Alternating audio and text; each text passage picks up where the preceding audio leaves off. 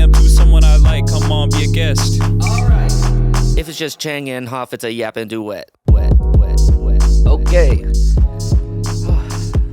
Hi, hello, and welcome To another episode of the Chang Hop podcast. Today we are here with our lovely guest, Nick Peters. What's up? What's up, Nick? How's it going? You are a multi-talented guy, insane keyboardist, pianist. I don't know how you call it. Pianist. And then we just made a banger song, and it was awesome. It's really impressive to see you do your thing.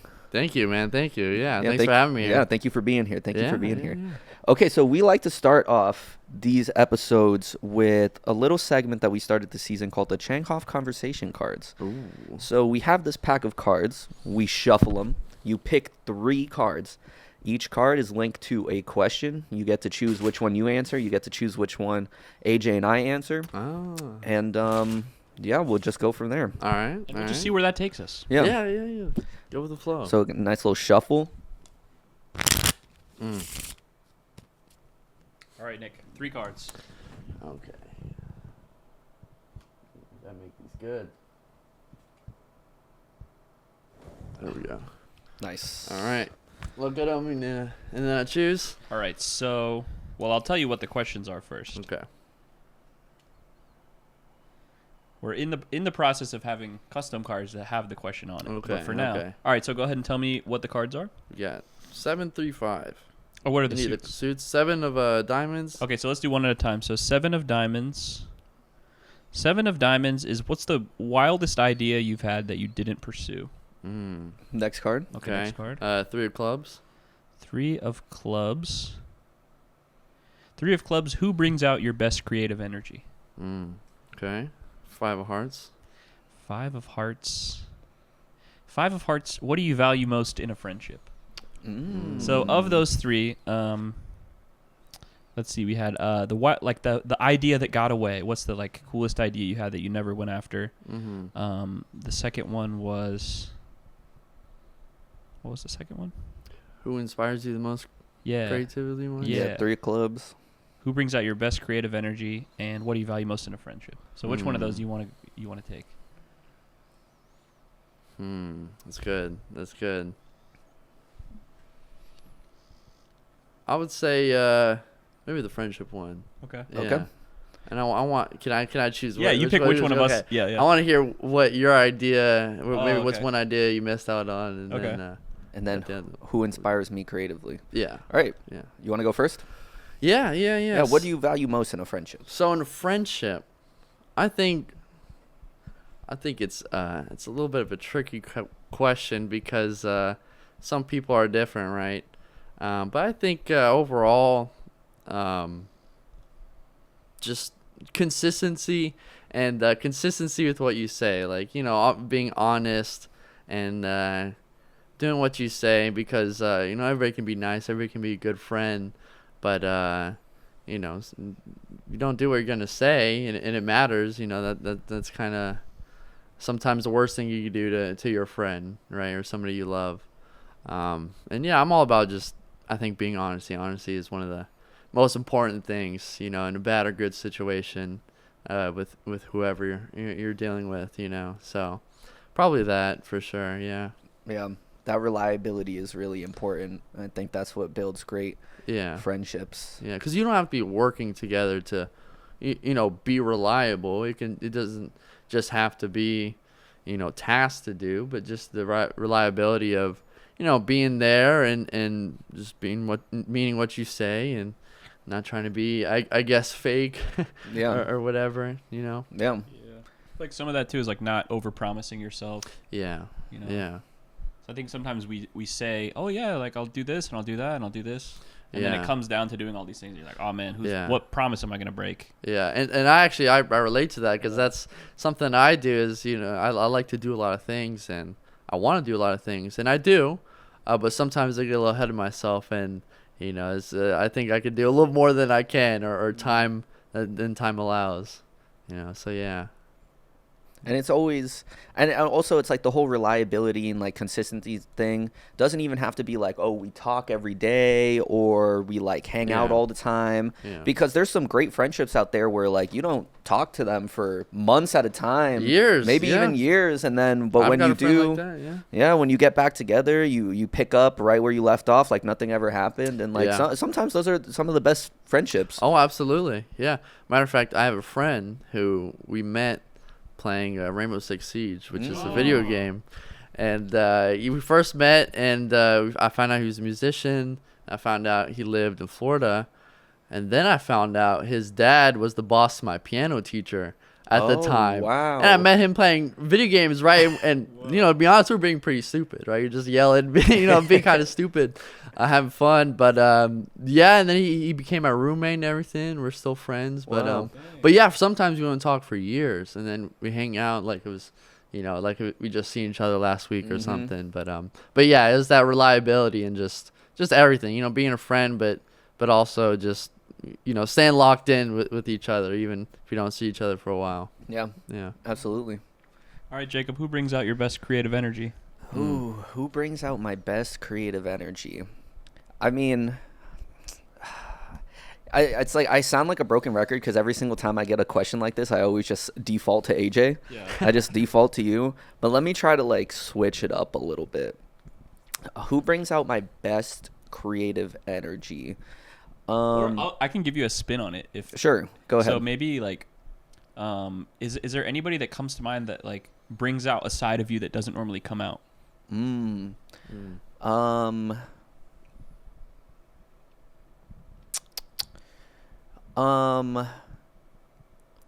Yes. Okay. Okay. Is that a better or worse question? Okay, so I'd say just to answer the question,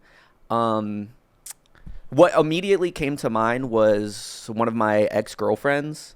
I think when we started like talking and dating, I guess at the time I didn't really like have the evidence stacked up that like I could really like do what I say I was gonna do. Yeah. It's like I was a really big like idea guy, but not a really big execution guy. Yeah. So like I had all these really good ideas and really big ideas, but I kind of had like that self-belief that I can have these big ideas, but most likely I'm probably not gonna do it. Yeah. And at that time when we started dating, she just gave me a lot of support and a lot of confidence in myself. That's like already coming up with the idea was already like halfway there. Yeah. And I don't know, she just always believed that I could like really do these big ideas that I came up with. And I think that really like permeated into my being, because now not only do I like have that stack of evidence now, like with this podcast and like the other projects that I've done in recent times, but also just like, I don't know, hearing it from that person really just like, I don't know, I guess the way that she said it. Yeah. You saw it in a different perspective maybe, and it kind of just clicked. Yeah, I was like, oh wow, someone like believes that I can actually do this. Yeah. So I think that like brought out a side of me where I was like, oh yeah, like I really had like this fire under me to like actually start like executing on these really big ideas, even if I didn't really necessarily know how I was gonna get it done at the time, or like especially like this podcast, for example, like not really knowing or understanding that it was going to take like a year to even get to a place where I'm like, oh, okay, like we're really locked in with this. And so it was a mixture of like her support and also like actually doing stuff that made me realize that like I have these big ideas and I can execute on them, but I got to be really careful or cognizant of the fact that they're going to take a long time. Yeah. And like these are like, these big ideas by nature are big, so they're going to take years to come to fruition. But it's going to be worth it. Yeah. I mean, and the hardest thing, maybe the hardest thing or one of the most important things is having the idea and then starting it. Yeah. Just starting it. Even if you, like you said, don't know exactly what you have to do, just starting it. Exactly. Is one of the biggest differences sometimes. Exactly. Like I have over there on my desk, I have a fortune cookie that I have like posted up that says, a a problem clearly stated is a problem half solved. And so I feel like that I try to like keep some version of that quote in my head, where it's like, as long as like I understand what the problem is, like we're already halfway there. Yeah. So that awareness, that's key. So I'd say that was probably a person who like brought out a side of me that I didn't really realize, or like gave me some creative hope. I don't know, whatever the original question was. I think it can be so refreshing to meet somebody who doesn't know anything about you. Yeah. And they just have this like brand new concept of who you are. And sometimes it's a really good concept and you're like, oh, maybe I am. Yeah, maybe I am kind of cool. I am that person you think is like all that stuff my friends make fun of me for. You don't know about that. Right. I'm awesome. Yeah. You just think I'm cool. Like, that's awesome. Live without shame here. Yeah. But yeah, so that was it. Okay. All right, bud. So what idea got away from you? What creative project? Okay. Oh, man. I actually do have a very specific one that comes to mind. Ooh, let's go. I had this idea I was in school. I was north suburbs of Chicago, you know, making beats, doing music. I was very into Twitch at the time. I was watching like a lot of Twitch streamers, a lot of music streamers, a little bit of gaming, a little bit of IRL, just kind of all over. And just really into the concept of live streaming and just like making music. And I remember having this idea at some point and it was just an idea. Like it never even left my head. I never even really talked to anybody about it. Yeah. But the concept is like a whole bunch of college radio stations from all over would each have like an hour slot, and it would just be a 24-hour station where there's always just like a band playing. Yeah. So like at any point of the day, you could go to this, whatever it is, a Twitch stream or like a radio station, and just like hear people just, you know, and because there's lots of radio stations, but the idea of like a group performing live on air, that happens here and there. Yeah. But I just was thinking of the idea of like just this network of like college kid jam sessions. No, that's cool. And that like, was just always happening. And it'll be like different radio stations have their own local music that they can put Right. other people on, you know, Yeah. nationwide. I mean, global, right? If it's on the internet. That's cool, yeah. But yeah, I did think about that, but I never. Never And like pursued obviously the like logistics and the work and the planning. Oh, and, like that's a lot. Yeah. Oh, But I thought it was a cool idea, and now I'm super inspired by. There's a radio station around here called Sector. I don't know if y'all are into but yeah, Sector.fm. But it's like a bunch of local DJs, artists, people who have like an internet radio station. Huh. They have people who come on and do hour slots. Yeah. Cool. It's super cool. We have a few friends who have a radio slot on Sector, so tune in every week. Yeah. Yeah, it's cool. Yeah, and like I think there's a lot of aspects of music like that where there has historically been like a big institution. So, you know, like radio stations or record labels or tour management companies where there's like this big institution that you have to kind of earn some credibility or earn some amount of something to get. But like at the end of the day, you can make your own radio station. Yeah. Or, you know, I mean, like we'll make our own, you know, if there's like artists that are like, oh man, I wish I could do interview. I wish like somebody would ask. It's like, we'll make our own podcast. Yeah. Like, Yeah. start with our friends and whoever wants to come. Like, Right. Yeah. yeah, we'll build our own little thing. But yeah, that's my wild idea that got away. Okay. Sweet. Yeah, you never even told me about that one. Yeah, I never told anybody. I haven't thought about it in years. Yeah. This question kind of brought it out. But Nick, you're here joining us today. I've heard you play that keyboard for many years. I know, Yes. man. We go back a little bit, yeah. don't we? Way Yeah. back. Yeah. Yeah, and I'd say those, like my last few years of high school jazz band, like really getting to just play lots of instruments, write lots of arrangements, Yeah. spending like 4 hours a day in rehearsals or practice rooms. Like for me, that's a really formative period of like my musical understanding.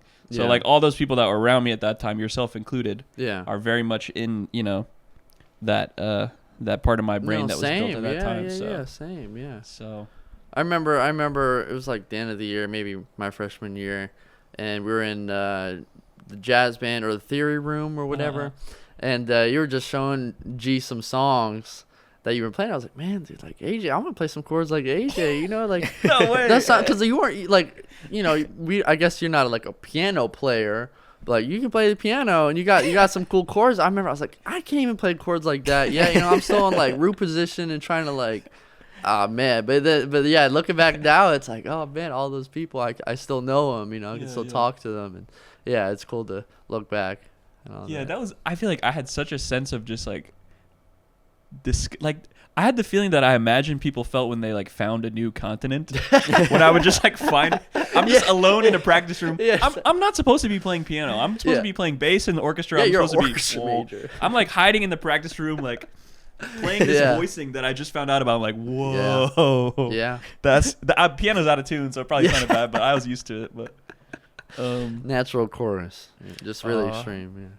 Yeah, but I mean, I really enjoyed having that environment to just play around and learn stuff, Yeah, being surrounded by that was a very good thing for me as well, to develop my ear and just my musicality, and also an artist, what I'm saying, just the collaborating and just making music every day for a couple hours, that does a lot for you, for sure. Yeah, having that daily practice is really important, and I think obviously going to a performing arts school and like going there specifically for like music or for art, in my case, visual art, like having that daily practice of like we're doing art every single day and we're like learning about it. It was really cool.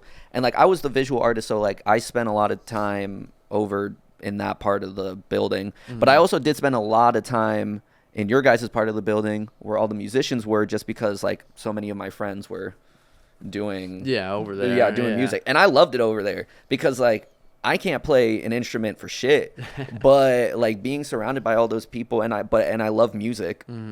Being surrounded by all those people and just like hanging out in practice rooms or just like hanging out in the band room or the chorus room or whatever just was a really fun time. It's a fun atmosphere, Yeah, I mean, even really if it's is. not the music you love, just music in general and being surrounded by so much of it, it's hard to ignore the beauty of it, really. Yeah, absolutely. And hard to deny. Now look at all the, we got Grammy winners, we got Super Bowl winners. Yeah. Oh my goodness. Yeah. Yeah, looking back, I would have never thought it would happen. Who knows who else? Who knows? Yeah, who Blake else? is cranking them out. What Yeah, other awards right? are there? Do we have like a Tony winner yet? Do we have a I don't know. Emmy winner? Maybe. We gotta do our research. Yeah, we'll see. All right, Nick. So, tell us, who is Nick Peters and why should people care? Man, I'm a human being just like everybody else. I'm an artist, and that's something I'm really trying to build right now. And I've got a lot of stuff I'm working on, a lot of stuff on the way. And this next year, I think it's gonna be a big year for me in general, but for my music career too, because I have a story to tell, and I'm not much of a lyricist. So it's not that I could just speak it to you and tell it to you, but I can tell it to you through my music. And that's what I have right now. I have a lot of music. I have a lot of a story to say, but I don't have it out there yet. And so I'm tired of that. I'm tired of waiting. I'm tired of saying I'm an artist, but, I can't just send you my link and you listen to it. So this is the year that I do that, and people really start to find out about me, and learn who I am, but as an artist, because that's something I've been really wanting to do for a while, and everything's falling into place just the right way now, and I also feel very grateful for everybody that I'm surrounded by and everybody I know, but yeah, I'm just somebody who likes to play piano, and I want to try and inspire others to do the same, and I just want people to dance to my music. I think that's the big goal a lot of musicians have. Yeah. Oh, that's so wholesome. Yeah. I think too, like, as just from playing keys, you've helped so many artists like realize their visions and tell their story. Yeah. That I think there are going to be so many people that are receptive to hearing what your story is. Yeah. Because you've been there for so many other people. Yeah, and that is a big thing about being a pianist, like, actively gigging and doing shows, is like the pianist naturally is kind of a leadership role, in the sense of like you have a whole orchestra at your hands, right? So you're always thinking about the bass and the horn parts or whatever chords are going on in the melody. So in case anything goes wrong, you're probably working closest with the singer or whoever, right? And you guys are the most locked in, and there's a lot of helping everybody out, and yeah, for sure. That's what I want to do. A lot more of that, hopefully. I got a question. Yeah. So new music happening. Mm. You're gonna have a Taz Money feature. Hey. We're that's we can look at that. We can look at that. I mean, I definitely got some beats. If Taz Money or anybody else is trying to listen to some, let's get to work. But yeah, that was a little fun venture we did. That was what, like 2 years, almost a year and a half ago now. Yeah. That was a crazy crossover. From Yeah. just, like, I getting that know. on the Yeah, field. I was like, whoa.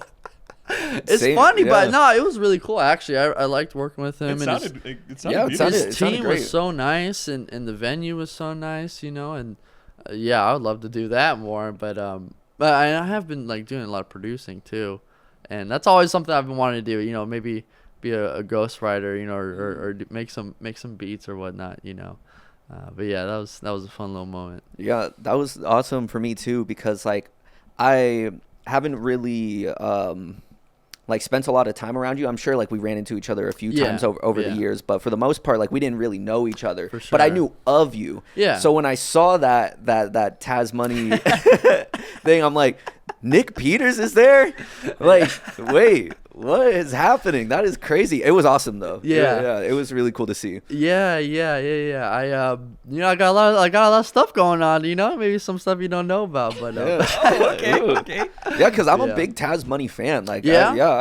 I really like his music. I listen to it a lot, and he's an artist that I would like to bring onto the show yeah. at Yeah, we some gotta get point him on the too. show. He's got a story too, man. Yeah. I don't know how much you know about him, but yeah, he's got a lot to say too, and Yeah, definitely worth a listen. We were talking about it, but yeah, dude, that's cool. I didn't know you're a fan of him. Yeah, yeah. I like to listen to the local artists you got to. and just I support. don't do enough of that. Nobody does. Nobody does enough of that, right? Yeah, it's just like, I really appreciate and like his music. It's on the playlist. It gets Yeah. shuffled, and yeah, it's out there. But yeah, so Taz Money, if you're listening, come onto the podcast. We'd really appreciate it. Yo. There you go. But Nick, so tell us how you got started playing piano and just your artistic journey. Okay, so I started banging the piano. Literally, just started banging a keyboard when I was probably like 4.5. My grandparents, I would dance a lot with my grandparents. They would kind of watch me during the day before I started going to school while my parents were at work. And there was a lot of dancing involved. They're Polish, so, music is a huge thing. And so I got a keyboard, and then I started taking lessons at 5. And until 7th grade, so probably, I don't know, I was 12, I was doing classical. So I was classically trained, and I was always a writer. Like, that was a huge thing in my life, was like, I love to write, and I don't know how many songs I made, but I had like a little private YouTube channel that I would post my originals on. Maybe I'll drop the name some future time. But yeah, I was always a writer. I wrote these songs, and to be honest, looking back, like at that age, it's pretty good. Just to be able to write a whole song, even if it's catchy or not. I was definitely impressed looking back. And then for a while, I kind of lost motivation. Yeah. Until I found jazz, which was in 7th grade, because I found improvisation, right? And that was really what I needed. Like my soul needed that.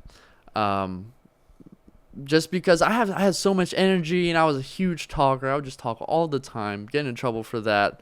I could get that energy out onto the piano and actually say stuff. And I'm not the best with my words. So being able to say stuff on piano, like how I want it to, was a very big thing for me. So after that, I was head over heels again for piano and music, and I haven't looked back since. And I started writing again, probably right after jazz. If I found jazz, and of course, my main inspirations were Herbie Hancock and Jimmy Smith. The Damn album, Jimmy Smith, is one of the best organ albums in my opinion, and the Headhunters, Herbie Hancock. I mean, just some of the most iconic albums for me and for a lot of people, and really, really opened my mind to what music was. Because before, I thought jazz was like, oh man, what? I didn't even really like jazz. I was kind of ignorant because I thought, oh, what's jazz? And just the stereotypical jazz songs or whatever. But jazz is so much more. It's such a wide encompassing term. And when I found that out, I thought it was the coolest thing, And so ever since then, I was just always exploring sounds, exploring colors, trying to play with my peers and whoever's better than me, or whoever I thought was better than me, so I could get like them, And I was also very lucky to be able to play with a lot of amazing musicians who are still playing to this day and doing their thing, like AJ, and a lot of other people. So now I'm at a point where, like I said before, I got a lot of stuff ready, I got a lot of stuff on the works, and it's just time to execute, time to release it, right? Yeah. Sweet. Yeah, Herbie. I mean, Herbie's one of those people that like every 10 years just has a whole new sound, a whole new I know concept, a whole I know, yeah, because each couple decades, I have my own favorite Herbie album, right? Because there's so many good ones, I can't just choose one, and so many have been so inspirational. I could talk here for hours about all the inspirational albums and songs, but yeah, Herbie in general is just something else. You can't get anything else like him. Yeah. Have you ever wanted to pursue something else, maybe perhaps another instrument or another trade? Yes, most definitely. Right now I'm actually learning drums, because I'm pretty rhythmic on piano already, and I've got the rhythm down. I just gotta get my technique and whatnot. Mm-hmm. But I play a good amount of other instruments, and I have growing up. I used to play sax a lot, and then I got asked to switch to bassoon in high school. But I wish I kept playing sax. In fact, I wish I played tenor sax. I played alto sax, but tenor fits my range more, and that tone is something you can't get on piano, So No. I definitely I still will pick it up at some point, but I see myself also as a part sax player, for sure, yeah. Because when I'm soloing, right, I want to do some stuff that a sax player can do that I can't do on just a regular piano, and I know the day will come where I can do that on sax. Yeah. So yeah. Sweet. In terms of other jobs, not really. I always was dead set that this is what I was gonna do my whole life, even if I had a lot of money or no money. I was gonna find a way to make it work. Either I get a full-time job and I still play piano, or I do what I'm doing now and this is my full-time job. Gigging and teaching, and I'm making it work. So I've always imagined myself doing something with music. That's just who I am, and that's what I want to be, for sure. That's awesome. Yeah. So do you have any advice for people who are trying to kind of follow a similar path to you, where it's like you know what you want to do, and you don't really care how you get it done? Mm. Would you say do you have any advice for those people? Yeah. So, well, a couple things. First off, you have to keep that motivation alive, because a lot of people, myself included, we have a lot of motivation and we have a lot of passion, but doing something every day, even if you love it, eventually you're gonna have those days where it's it's pretty monotonous, or you kind of don't want to do it.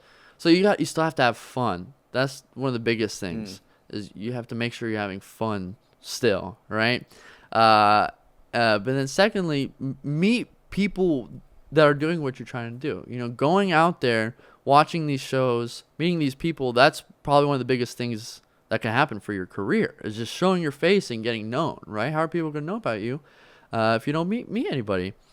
And that's what's helped me a lot, maybe the most, in terms of just meeting people and getting shows and all of that.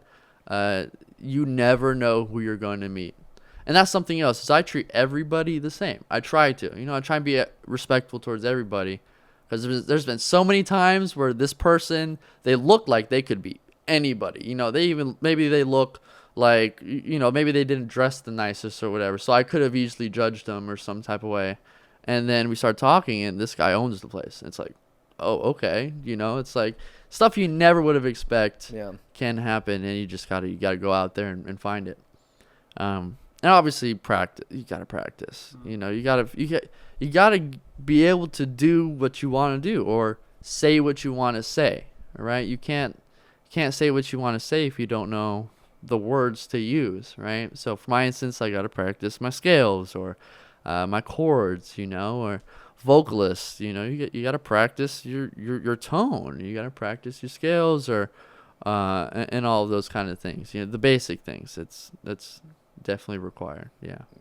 I think it's really interesting, just like hearing you speak about, you know, music and playing piano and just like getting out there and meeting people and really trying to make it work. How fun is definitely a big part of it for you, but also I find it really interesting how you have like this common thread where it's like you have something to say and you're using your instrument to say what you have to say, because I understand that emotions really aren't always able to be spoken or turned into words or intellectualized. So sometimes that's your only outlet. So how have you experienced like just using music as an outlet to like get what you say out? And how has that led you to like the point where you're at now, where you feel like it's kind of like built up inside of you, where it's like, okay, this is the time. What happened to get you to the point where you're like, okay, this is the time where I need to release my music, get what I want to say out there, and just like have it out in the world? Yeah. Well, definitely, I mean, life, right? Like just living life, you know, making experiences for better, for worse. That's how we have stuff to say, right? Just experiencing things. And I've experienced a lot. You know, I've definitely, you know, we all go through a lot of stuff, and I definitely have too. A lot of great things, a lot of bad things as well.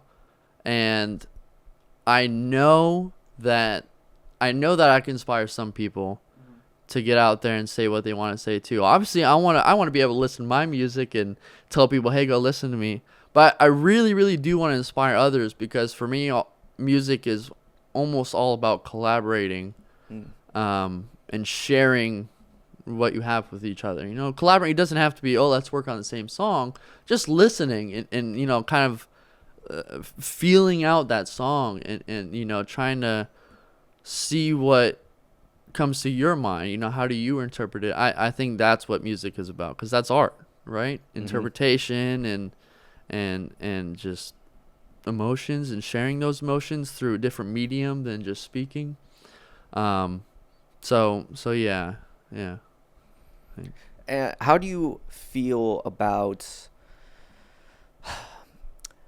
music and art? Because as you said, it's like an interpretation. It's naturally, art is very subjective. You either like you look at it and you like it speaks to you, or you're like, I don't really get it. Yeah. And either way, both of those people are correct. If they look at a piece of artwork and some person's like, wow, like that's amazing, like I love this, and the other person's like, I don't get it. Yeah. Like both of them are right. So I think that arts, and especially music, is very interesting, because not only is it purely art, clearly like subjective, but it also is a science. Yes. Like you can be classically trained on piano or classically trained musician and have the science down to create some form of art. How do you feel about that? I think it goes hand in hand. I think you can't just make music without there being some kind of scientific thought to some of it, right? It's all patterns, it's all concepts. So like, even if you're not thinking or you're not trying, you're still gonna do some calculations in some manner. You know, okay, I gotta count to 4 and then play on 1, or you know, or this bass hit comes in on 2. You know, that's something. But I also think you can't just music theory the crap out of everything. Like you know, you see a lot of that a lot of places online, because it's very flashy, it's very entertaining, but maybe not for a while, and maybe it doesn't evoke a lot of emotions or thought out of somebody, you know. So I think it just depends on the person and how much they can get in tune with what they have to say, rather than just trying to do everything they can, you know. Yeah, I think music too, is, at least in like classical and jazz, it's a form of art where usually people are talking in terms of some defined path of getting better. Yeah. Like there's kind of like a series of steps that people go through in their education to learn this set of structures and patterns and scales and play progressively more difficult things to get better. Which, you know, at the end of the day, it's subjective what's good and what's bad. But there's definitely those structures are in place. Yeah. You know? I think like institutions like certain colleges, you got to know what you're getting into, because there's certain colleges where you are going to become really good when you get done, and you are going to have a job, you are going to have these things, but maybe that's not who you want to be, because you're going to do their program and then you're going to become their clone or their copy of that, right? Whereas you get a teacher that allows you to kind of find yourself, you know, so let's talk about music, allows you to find yourself artistically speaking, but still will kind of, you know, hold your hand and tell you some things to do in a way so that you can still have your own uniqueness, right? Because I think there's a lot of places that are taking that away from some of their students. And when I teach, that's one of the things I stress. It's like, hey, I'm telling you these things not because I want to bore you or tell you what to do. We just have to do this. And then I want you to explore these certain things. And usually those things will be fun. And then that's where the loop kind of starts. You know, you do these fun things and then you practice technique and then you kind of keep going and doing that. Yeah. And then, you know, because I think so many people have that experience where they take piano lessons at a young age and it's very structured. Yeah. And they don't want to put the time in or don't want to play that piece that's assigned, and then you lose it. Yeah. You know, especially at a young age. Yeah. You got to teach them how to have fun, how to want to do it. I don't see it as teaching a 5-year-old how to play piano. I see it as teaching a 5-year-old how to have fun with a piano, right? Because then they're interested. Then they're just going to learn more naturally because they're paying more attention. They're going to think about it more when they're not playing piano. You know, so that does so much more than making sure they can learn a scale perfectly or whatever, right? Yeah. You're like, look at this new toy. Yeah, it's got so many buttons. No, seriously, if you it's not just I do that for some of my adult students too. It's not dumbing it down. It's just literally showing you how to have fun and do different things on the piano. You know. Yeah, I resonate with that a lot because recently I read a book. It was called Dare to Lead by Brene Brown. And there's an exercise in that book at some point where there's like a PDF document that she put online where it has like 100 different values for your life. And so what you're supposed to do is go through this list, kind of just circle anything that like resonates with you and then parse it down until you're down to like 2 or 3. Right. And one of my like core values in life that I learned through doing this experiment was fun was like one of my 3 core values. And when I saw that and I looked at my life, I realized how much I prioritize fun in pretty much everything I do. And sometimes that's like purely fun, like going and just hanging out with your friends and just doing whatever. Right. Like that's fun. But also something like this, like the podcast, where like we're making a production here and it can be stressful, like with the workload and having to like figure out how to use all these different tools like recording and then the cameras and an editing software and this and that. But at the end of the day, I'm like, I have fun with this. Yeah. And so there's been a lot of times in my life where I really wanted to do something, but I just didn't have fun doing it. Yeah. So it just kind of like took all the motivation that I had to want to do something out of it. So I really resonate with that. And I find like that's a really cool teaching method that I wish more people use. Not just teachers, but also like students, like wanting to learn, being like, how can I make this fun? Like term, encompassing term, right? Yeah, it can be anything. Yeah. So, out of all of the projects and the gigs and the teaching that you've done, what comes to mind as one of the most fun experiences that you've done? Well, I'm probably playing like the big shows. You know, Mhm. I mean, that's what we live for, right? You know, I mean, that's not the only thing, but there's nothing like working really hard on some hard music for a while with some really good friends of yours, some really good people, and nailing it on stage in front of a live audience, you know, a lot of people, and walking off stage and feeling like, yeah, you know, like I did that, and everybody else loved it. You know, I think that's just such a huge reason of why we do this, you know, because you get to share that with other people, you know, that enjoyment and that excitement, you get to share that through your music.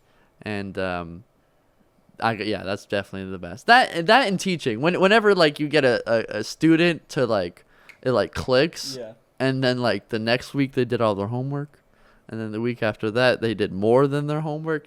That's also really, really exciting because it's like, holy crap, you know, it worked. It freaking worked, you know. But it's also like it didn't just work. It's doing a lot for me as well, you know, because I learn a lot, and I get more motivation and confidence in what I know, and my ability to share that with others too, you know. So Yeah, I think teaching too, especially with younger students, like you're really not even teaching the material. Like the biggest win is just like sharing something in a certain way where they're excited about it, you know, because like then they'll go off on like, because in 2025 you've got all the tools you need to learn whatever you want to learn, you know. So if you can unlock that for if you can unlock that for somebody, like that was how it was for me as a kid learning music, is like just that little thing that unlocked where it's like, oh, I'm like reading Wikipedia articles about scale modes and like YouTube tutorials, and like being hungry enough or just wanting to do it so bad that you just do it for fun, and you're just so interested that you do that. That's where it'll carry you a lot further than just doing it, right? Because that's what I did. You know, I'd be playing at school or whatever, and in my head it wouldn't turn off, so I go home and I'm just doing it for fun because that's what I want to do. And I'm just, you know, I'm making my own thing, and I'm like, oh man, all these different sounds and colors. I'm like, I want more. You know, what's next? And I got to figure out look up all this stuff. You know, like it's addicting. You know, and that's how it should be. You know, or at least that's there's a lot of fun if it's like that. You know. So you just said you go home and you're playing, it doesn't turn off, and you're listening to all these sounds and colors. Do you have synesthesia? Do you see colors when you play music? So like I do, but it's like I don't have it, right? Like I don't have synesthesia. That's how it's called, right? Synesthesia. I don't have that, but like usually with that, each chord or each note is the same color every time it's played, right? Usually that's the case. There's different kinds. But so it's more like a pattern recognition thing that you've come over playing it a lot and getting that experience where it's like this kind of just feels like this, and then it gets associated in your brain as that. Yes and no, because not always is the same chord or note is the same color. Honestly, I think it's different based off of just the overall vibe of the song. You know, so it can be similar if the vibe of the song is similar. But for the same notes and chords, it's just like random colors and whatnot. That's kind of, I don't know. Yeah, I just close my eyes and it's just like just different shades of colors, and that's something I try and practice too. Like I have a little light, I'll put on a random color, and I'm like, I'm gonna make a yellow song right now. You know, it's just like, and then I cook up the meanest yellow song. You know.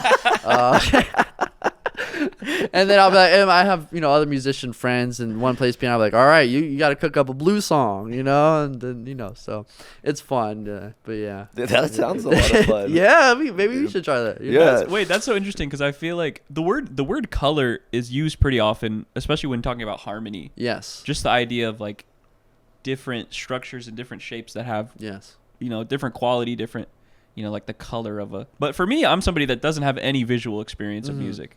Really? Like that's Well, Like, yeah. I know that's a big thing, and I've met lots of people who are like, oh, it needs to be more like mustardy kind of. Yellow, yeah. And I'm like, that's the oh, yellow like, song. let me get the button. They're like, no, like kind of like beige. Oh, Can that well, be like a maroon? Well, that okay. Yeah. If you're asking somebody, can I get a blue drum right there, or Well, that's a little. But I do find that anybody that has those kind of crossed wires, I also find that they just have kind of like a clearer concept of what they want. Yeah, you know? That's what it is for me. It's more so like I'm just imagining. Yeah. I'm just trying to be creative. I'm just trying to imagine whatever I can, and then it comes up, right? I don't. Yeah. I have to try, but Yeah. but it happens. Yeah. It reminds me of that scene from Ratatouille where he's like Making eating the cheese and the grape and the or whatever, grapes, yeah. and then there's just like this That's actually melody of colors. that's actually around him. pretty similar what it is, because it's not like Really? clear shapes and whatever. It's Yeah. just like shades, and they Yeah. kind of come and go and morph or whatever. Yeah, and it's kind of like those old like Windows, like screens where you would listen to music and it would put like Oh, the colors and the yeah. shapes that would go around. You guys Yeah. remember? Know Like what I'm the talking Windows about? Media Player visual. Yes, Yeah. yes. yeah. That's exactly that, yeah. what it looks like in my Yeah, head. yeah. When So people then- talk about it like that. So that experience you have of kind of like having visual tags of things you're playing, is that something that's always been there with you? Did it ever like grow or shrink at different points in your life? It definitely did grow, Mm. but I was always very imaginative. Yeah. And that's because I think I was always pretty creative, since a kid. I just imagine everything. I just always, if I have a song, I just think of where the song is at. What is the song's deal? Just random stuff I just like to imagine. So I think over time, I never tried, but over time it just got stronger and stronger. Parts of my imagination, specifically with music, but yeah, definitely in like high school, I would say. Yeah. We got stronger. Yeah. So being really creative and having like a very active imagination, did you ever try any other forms of art? I know you said that you tried some other instruments Yeah. like saxophone and drums, but have you ever tried any like visual arts, photography or drawing or something like that?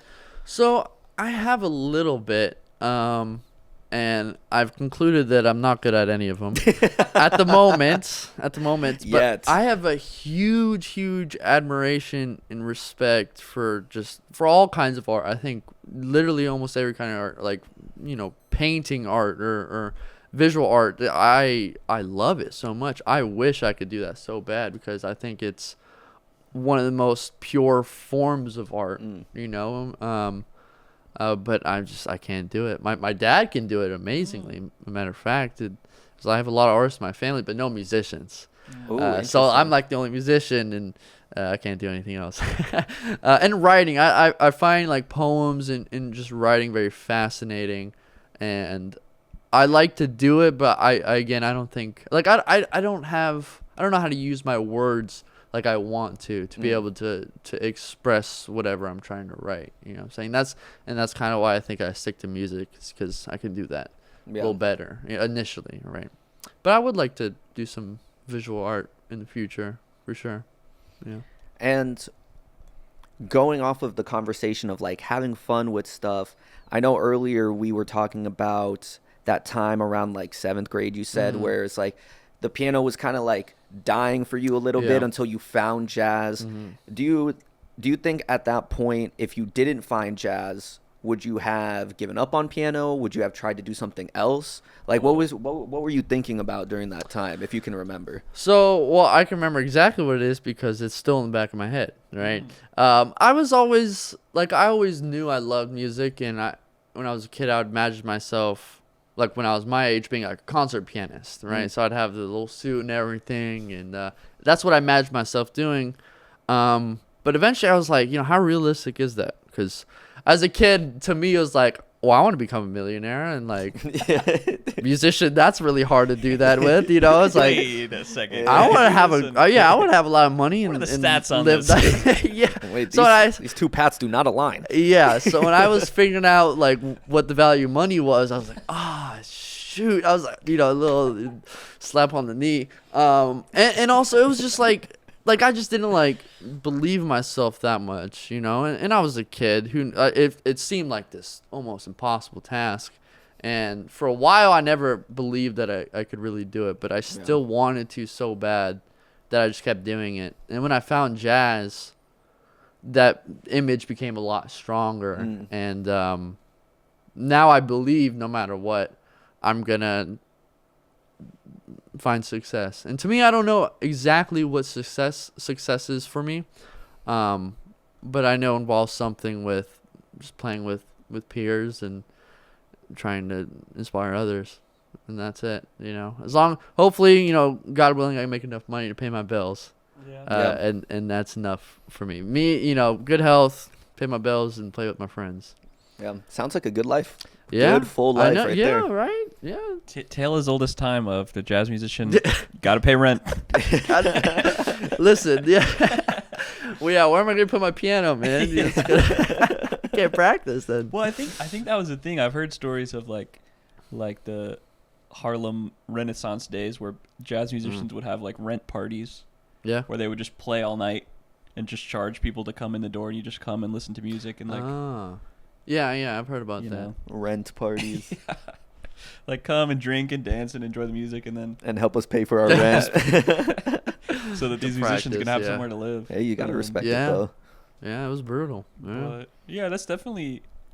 I mean, I think there's different ways music can be valued, and there's definitely different ways music can be devalued, as we've seen. But I think that's definitely a big value is just creating that, creating a space and creating a vibe where people can just gather and enjoy themselves. Yeah, you know, with whatever kind of sound, whatever kind of color.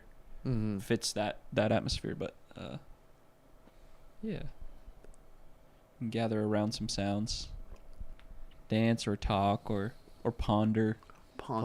Yeah, I like that. Decorate some time. Let's have a pondering party. Ponder party. Decorate. Let's just sit around and ponder for a little. Decorating for a while, time at the ponder party. It's just everyone sitting in a circle like this. Yeah, just like doodling and journaling. The pictures would go crazy though. Some like ambient music going on. Yeah. Yeah. Someone be playing something. I'm big on that too. I feel like I had to realize this over time, but I remember playing a gig at some point in college where we were playing like jazz fusion-y kind of stuff. And just like everyone in the audience was just talking to each other. And there was like people in the group I was with that thought that was really disrespectful. And like, I don't know. I like listening to really great music and having a good conversation. Yeah. Like I think a certain type of music can put you in a different headspace that affects like your thoughts and your conversations.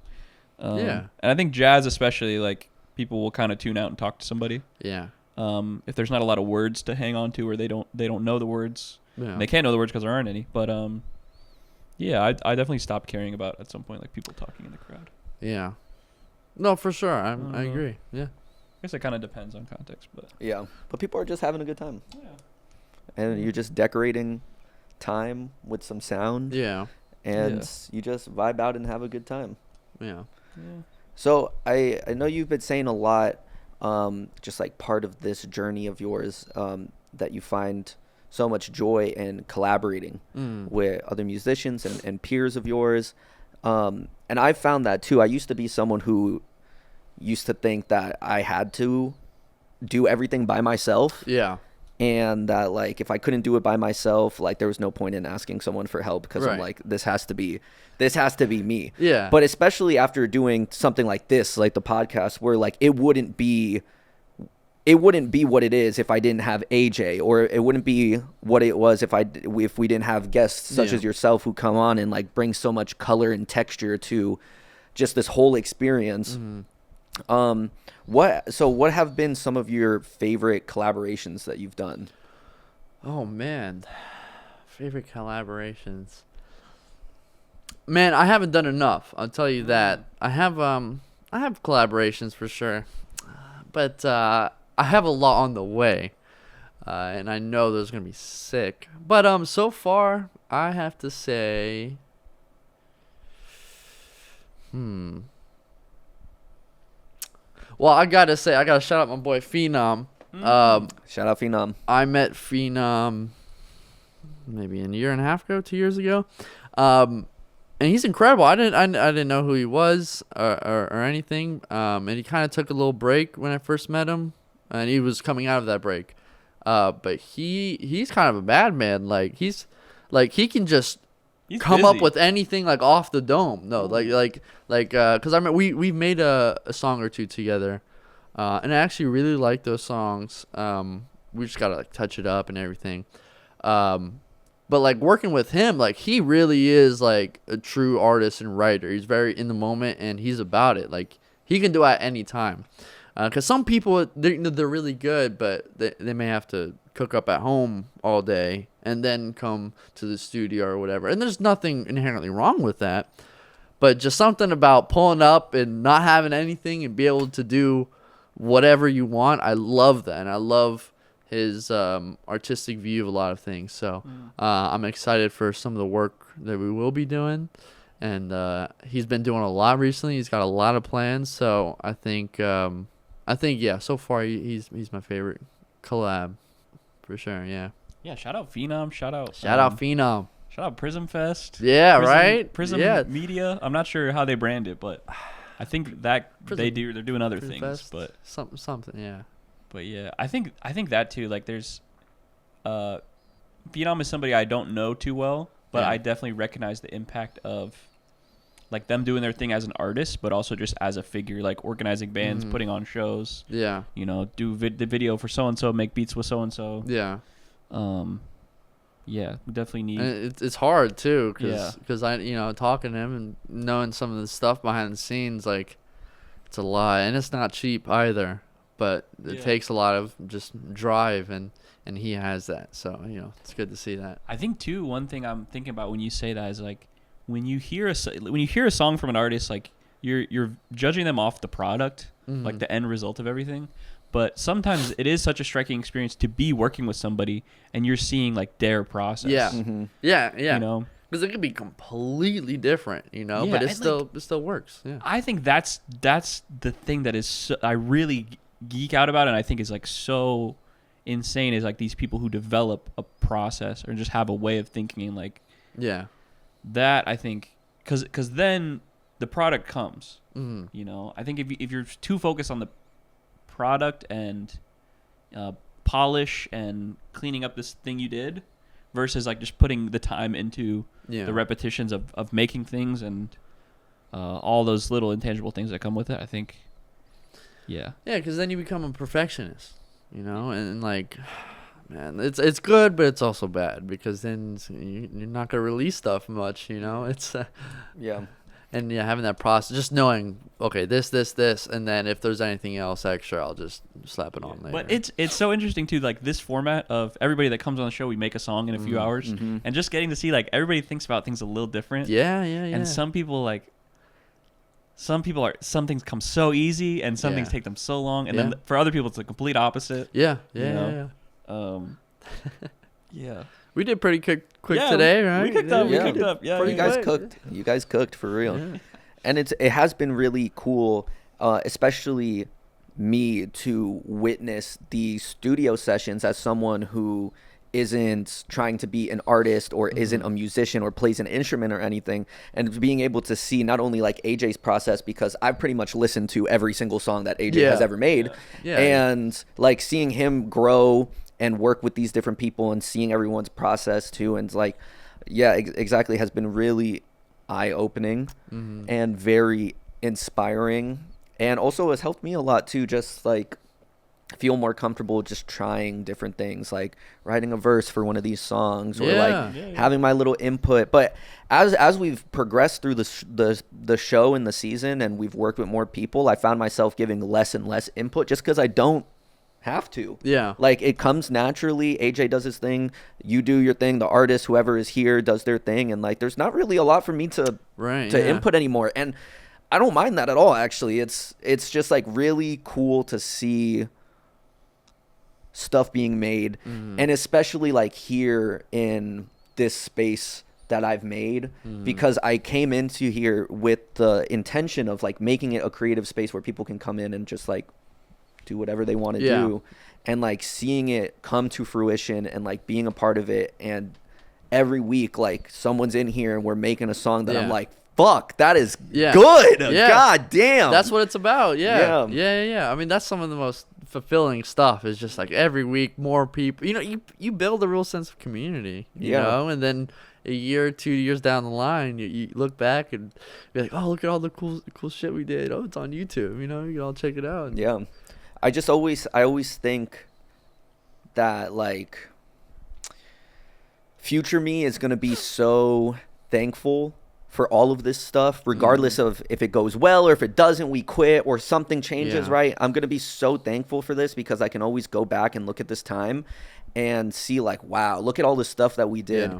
And also, especially with this format in particular, or like a podcast, I think it'll be really, really interesting to go back and see and like listen in the future and be like, just immerse myself again into who I was in this present moment. Yeah. And then be also to like share that with the people who come on and AJ and stuff like that. So yeah, just very thankful, very blessed to be here.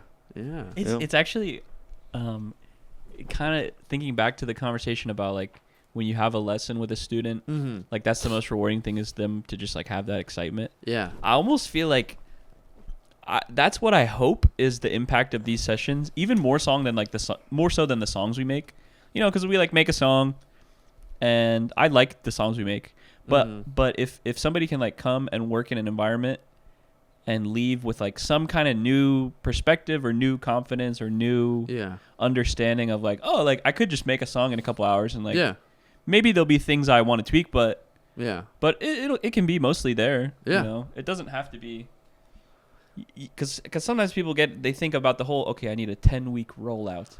Okay, I can't drop on a Tuesday. Okay, so I gotta film 8 30-second. You sound like me right now. Yeah, this is what I think about. I'm But like, wait, hold on, like let's just make a song. yeah, Let's just make a song. Let's have a good time. I hope that's the impact I hope for, is just that somebody can step out of here with like. I think you guys have already and definitely will keep on doing that, and it's only going to grow for sure. Because I mean, I hope so. Because you guys are legit, first off, and People say that, I don't know what that means. Well, legit as in like you guys know what you're doing. You're really nice people, genuine people, and we can make some nasty music, and I think you keep going. I mean, you're gonna have an impact, especially on the community. I really think like this will do a lot for the community of musicians, because there's a lot of musicians in Tampa and there's a lot of people to know, but not everybody really knows everybody, and I think this is one of the things that'll help a lot with that. I hope so. Yeah, thank you for saying that. Yeah. I really appreciate it. And I hope so. Like AJ said, I really hope so. And especially doing these mixtapes, I think I hope is gonna do a lot to just like bring the community together, because it's gonna be a bunch of artists who come together and they're all linked by this mixtape, and maybe they go and they create their own stuff together. Like, I really liked your song, let's make a song. Like, I think the whole time we've been doing this, AJ and I have been in total agreement that like that is what we hope for. That's just kind of the point of all of this. Yeah. Is to just bring people together and just like give them the tools and the platform and the community to just like go and run with it and take it as far as they can, and hopefully someone on this show or someone in the community goes on to be the next Doechii, wins a Grammy, or goes on to be whoever, just like the best version of themselves. And I don't know, it's pretty cool. We'll find out. We'll see. Yeah, we will find out. We'll see. All right, Nick. I have a question that I like to ask people towards the end of these shows. What role does love play in your life? I don't know how to answer that. What do you mean? What role does it play in my life? However you take it. However you want to take it. Romantic, platonic, passion. Well, I think first thought, first opinion, I think it's very important. I think it's a lot of things in my life. And I think it depends on the person. But I think if your life is full of love, just in general, you're going to be be happier, of course, but be happier because you're more content with things. You have more appreciation. And I think all around, you'll be a better person too. And if we all had a little bit more love, then definitely this world would be better. So yeah, for me, it's just appreciation. Love is appreciation, and to love everything is within reason. You don't want to love, horrible people or whatever. I think it's very important. Everybody should have that. Yeah. Yeah. Sounds like, so you're saying it's connected to like a sense of gratitude. Yeah, because with your surroundings, just everything. Yeah, love with your people, your friends, because we're all on this earth for such a short amount of time in the grand scheme of things. And we can also learn a lot from everybody and everything. And so if you have that love for your friends, your family, and in your environment, you're going to be rewarded for sure. Yeah, I resonate with that a lot because that's like how I feel right now doing these shows. It's like, I love doing this. Yeah. I really do. And I don't know, it just seems like everything that we've been doing recently, it just something that I love, or doing it with people that I love, and it just brings the whole experience together. Yeah. It just feels so full and nice. Yeah. Yeah. Yeah. Yeah, because there's been points in my life where, I was just, like, doing things, not thinking, and maybe I was even, like, angry at the time, just kind of just not appreciating everything and understanding, just my situation and life, like, so many things in everybody's life should be loved and appreciated, people and just normal things like being able to wake up and go buy coffee somewhere, there's still a lot of people that in this world, they wake up and they can't just go somewhere, drive and buy something, like we're all very privileged just being able to live in this first world country, and Yeah. little love could go a long way. Yeah. It's so true too, because like you said, there's a lot of people who wake up every day and they can't get out of bed. Yeah. Either just like physically they can't, or mentally they can't. Yeah. And I've been there. I'm sure plenty of other Yeah. people have been there, where you just wake up and you spend the whole day in bed and then you go back to bed Yeah. and you just don't even, you can't even muster the strength to like get up and get a Yeah. cup of coffee or like eat a proper meal or something Mm-hmm. like that. So yeah, definitely feel very privileged to not be in that position. Yeah. And to actually wake up and be like, wow, like things are good. Yeah. Yeah. Things are good. It's Live always life. a good constant reminder Yeah. to live life. All right, Nick, if you had to leave a message to your future self 6 months, 1 year, 5 years down the line, what would you want future Nick to know? We're doing 1 year, so I'll send you this clip in a year. Oh man. Yeah. We'll be driving I'm somewhere. setting up the like, calendar reminders. Okay. If I had to tell myself something in 1 year, what would it Little be? time capsule message to future Nick. Mhm. Okay. All right. What's up, Nick? Hope you've been practicing. Are those scales coming? Yeah, how the scales coming? Nah, Nick. Listen, you gotta keep your head up. Keep going. Keep appreciating everything around you. Stay close to family. Stay close to friends. Keep eating well. Keep your body in good health. Keep your mind in good health. And every day 1% better. And that's it. Yeah. That's what I currently think. Every day 1% better, because you get a lot more done that way. Yeah. I found out, and that helps. Yeah. Yeah. All right. The other side is, what do you think that Nick, year from now, Nick, what do you think that Nick has to tell you? Ooh. I would say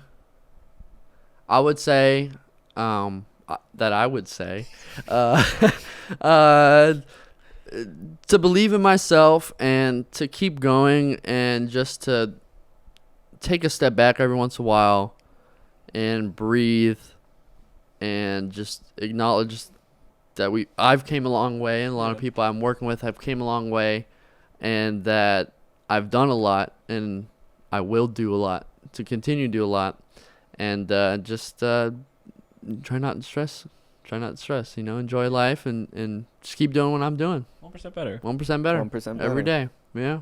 All Yeah. right. That was awesome. Thank you. Yeah. Thank you. Thank you so much for coming on. Please shout out your socials. Spell them out. Where can people find you? Yes, it's at nick.peters16, all lowercase. That's my only social media right now, but we'll have some more in the future. On Instagram? Yeah, just Instagram. Just Got it. Instagram right now. Yeah. Sweet. Well, thank you so much for coming on, Thank Nick. you. It's been a pleasure. Yeah. We made a great song. It was great to have you in the Mm. space and have you on the podcast. You're very inspiring artist, very talented, very well spoken as well. Thank you. And this was a great conversation. Thank you. Hey, my pleasure. Thanks for having me. Thanks for coming on, Nick. Great to have you on the catalog. Yeah. Chang Off podcast. Yeah, green. All right, that's Nick. That's AJ. I'm Jacob. This is Chang Hoff. I love what I do, and I love being able to say that. Thank you so much for watching. Peace. Peace. Bye. Bye.